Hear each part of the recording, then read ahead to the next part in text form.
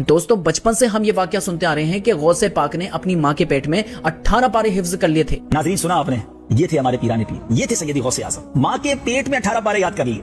लेकिन सवाल ये है कि क्या ये बात वाकई सच है? आइए जानते हैं कुरान और हदीस की रोशनी में। देखें मेरे भाइयों, कुरान में अल्लाह ताला ने फरमाया है वल्लाहु अखरजकुम मिन बुतूनि उम्महातिकुम ला तअलमून शैआ, और अल्लाह ने तुमको तुम्हारी माओ के पेट से इस हाल में निकाला कि तुम कुछ नहीं जानते थे। वजअल लकुमुस समअ वल बसरा वल फुआदा लअल्लकुम तशकुरून, और तुम्हारे लिए कान, आंखें, दिल यानी अकल पैदा की इसलिए कि ताकि तुम शुक्र अदा करो। अब मुझे बताएं कि जब अल्लाह ताला ने वाज़े ये फरमा दिया है कि माँ के पेट में तुम कुछ नहीं जानते थे, तो फिर ये आपके गौसे पाक माँ के पेट में 18 पारे कैसे याद कर सकते हैं मेरे भाइयों? मुझे बताएं कि आप कुछ लोग कहेंगे कि ये अल्लाह ताला की तरफ से एक मौजज़ा था क्योंकि वो अल्लाह के वली थे ना। देखें, अगर ये मौजज़ा था तो फिर ताबाइन तबा ताबाइन के साथ क्यों नहीं हुआ? अगर होना ही था तो सबसे पहले सहाबाई किराम के बच्चों के साथ होना चाहिए था ना। उन्होंने माँ के पेट में क्यों नहीं किया कुरान हिफ्ज? जबकि आपका मानना तो यह है कि आपके बड़े से बड़े बुजुर्ग भी सहाबाई किराम के घोड़े के नाल की जो धूल होती है उसके बराबर को भी नहीं पहुंच सकते। हत्ता कि नबी अलैहिस्सलाम में भी कुरान मजीद पूरे 23 सालों में जाके मुकम्मल हुआ था मेरे भाइयों। तो देखें, इससे पता चलता है कि ये बिल्कुल फैब्रिकेटेड बात है, बिल्कुल फजूल बात है। शेख अब्दुल कादिर जिलानी रहमतुल्लाह की तरफ ये झूठ मंसूब किया गया है। और अगर आप कुरान की इस आयत को सुनने के बाद फिर भी इस वाक्य को सही मानते हैं तो इसका मतलब यह है कि आपका अकीदा कुरान की इस आयत के बिल्कुल खिलाफ है, क्योंकि जाहिर है कि ये वाक्य तो कुरान की इस आयत से बिल्कुल टकरा रहा है।